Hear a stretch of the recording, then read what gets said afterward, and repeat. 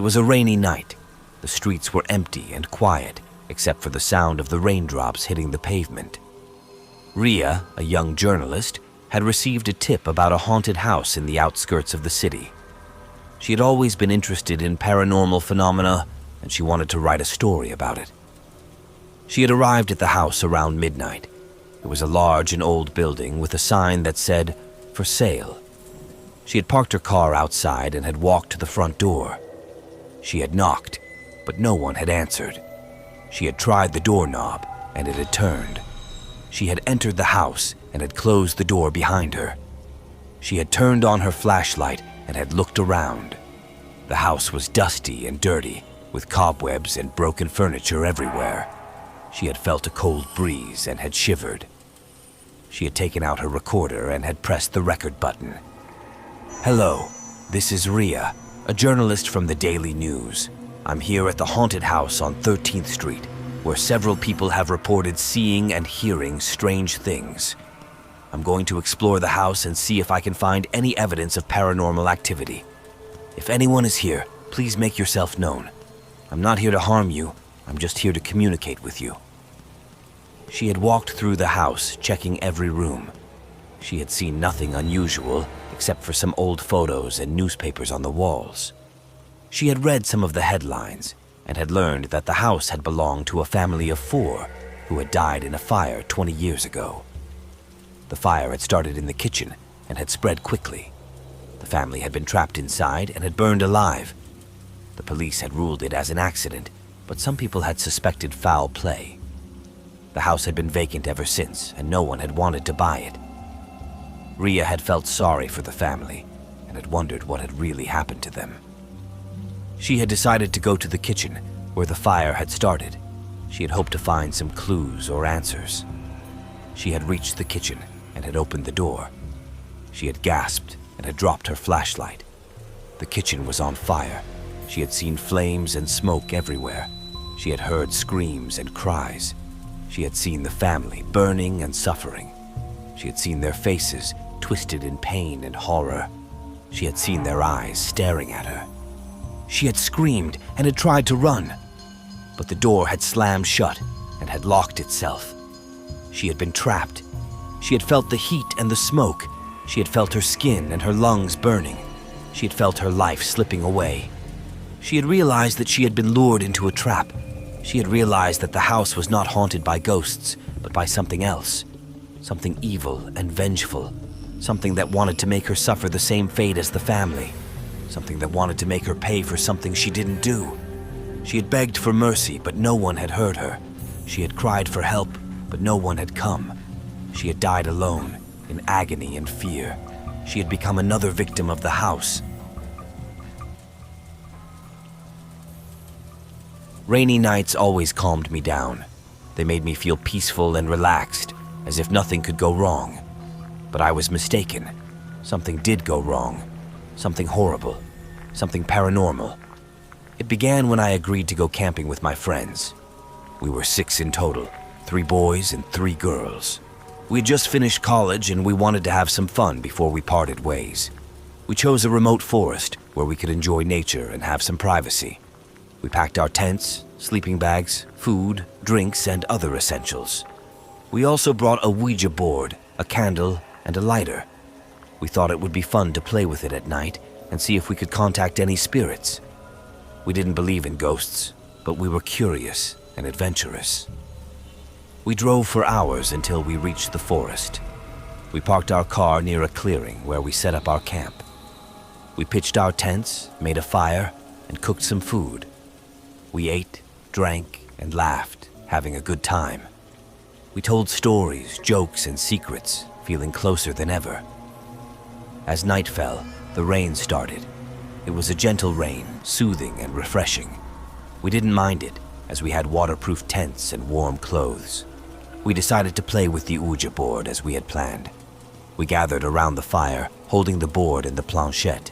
We lit the candle and placed it in the center of the board. We turned off our flashlights and sat in the dark. We asked the board some questions, such as, "Is anyone there?" and "What is your name?" We waited for the planchette to move, but nothing happened. We tried again, but still nothing. We started to get bored and wondered if the board was broken. We decided to ask one more question and then give up. We asked, "Are you afraid of us?" The planchette moved. It spelled out, "No." We were surprised and excited. We had finally made contact with the spirit. We wanted to know more about it. We asked, "Who are you?" The planchette moved again. It spelled out, "Your worst nightmare." We were shocked and scared. We didn't like the answer. We didn't like the tone. We didn't like the feeling. We felt a cold breeze blowing out the candle. We felt a dark presence surrounding us. We felt a dread filling us. We wanted to stop and end the game. We wanted to turn on the lights and see each other's faces.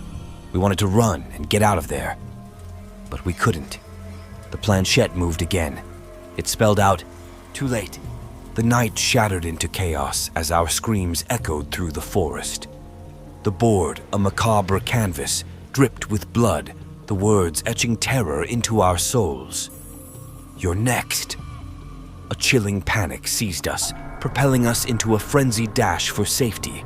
But safety was an illusion, a mirage in the haunting darkness. Death's grip tightened, a relentless predator stalking us, each of us marked for a gruesome demise.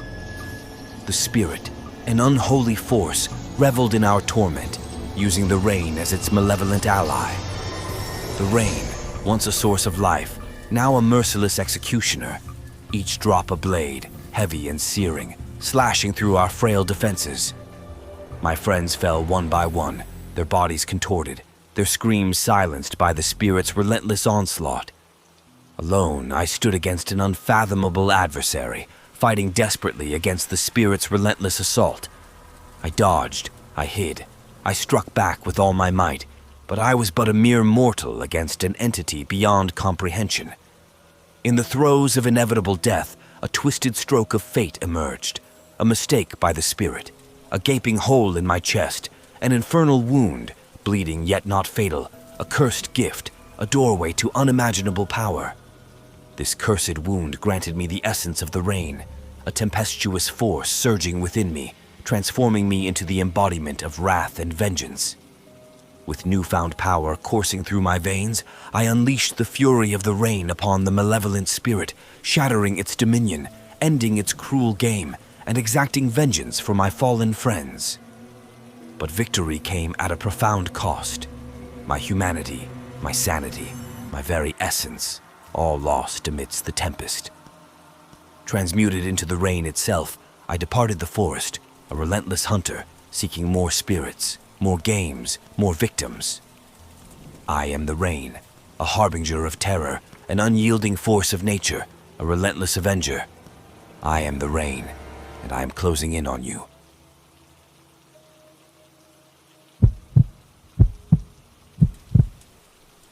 I never liked rainy nights. They always reminded me of the night my parents died in a car crash. I was only 7 years old then, and I survived by a miracle.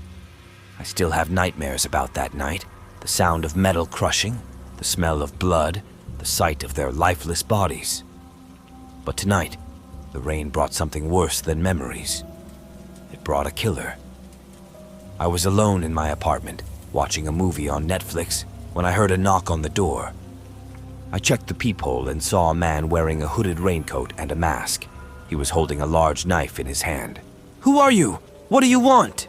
I shouted through the door. "Please help me! I'm injured. I need to use your phone," he said in a raspy voice. I didn't believe him. I could sense something was wrong. I grabbed my phone and dialed 911. 911, what's your emergency? A female voice answered. "There's a man outside my door. He has a knife. He's trying to get in. Please send someone fast," I said, trembling. "Okay, calm down. What's your address?" "I live at 34 Maple Street, apartment 12. Please hurry." "We're sending a patrol car right now. Stay on the line with me. Do you have a lock on your door?" "Yes, I do. But he's banging on it. He's going to break it down. Please help me." "Try to find a place to hide. Is there a closet or a bathroom you can go to?" "Yes, There's a closet in my bedroom. I'll go there. Okay, go there and lock the door. Don't make any noise. I'll stay on the line with you until the police arrive. I ran to my bedroom and locked the door behind me. I heard the man outside scream and kick the door harder. I opened the closet and got inside. I closed the door and hoped he wouldn't find me. I heard him break the door and enter the apartment. He walked around, searching for me. I heard him open and close drawers and cabinets. He was looking for something. Maybe a weapon. Maybe money. Maybe me. I held my phone close to my ear and whispered to the operator. He's inside. He's looking for me. Where are the police? They're on their way. They should be there any minute. Just hang in there. You're doing great. I heard him enter the bedroom. He opened the closet door. He saw me. He smiled. He stabbed me. I screamed. He stabbed me again. I felt a sharp pain in my chest. He stabbed me again and again and again. I felt blood gushing out of my wounds. He stabbed me one last time. I felt nothing. He dropped the knife and left. I lay there, motionless. I thought I was dead, but I wasn't. I was still alive. I don't know how. Maybe it was a miracle. Maybe it was luck. Maybe it was fate. I heard sirens outside. I heard footsteps in the hallway. I heard voices in the room. I heard someone say, "She's alive. She's alive." I opened my eyes. I saw a police officer. I saw a paramedic. I saw a flash of light. I passed out. I woke up in a hospital. I saw a doctor. I saw a nurse. There was a detective. They told me I was lucky. I was brave. They also told me they caught the killer. He was a serial killer. He had killed 6 other women before me. I felt numb. I felt empty. I felt broken. I never liked rainy nights. They always brought me pain.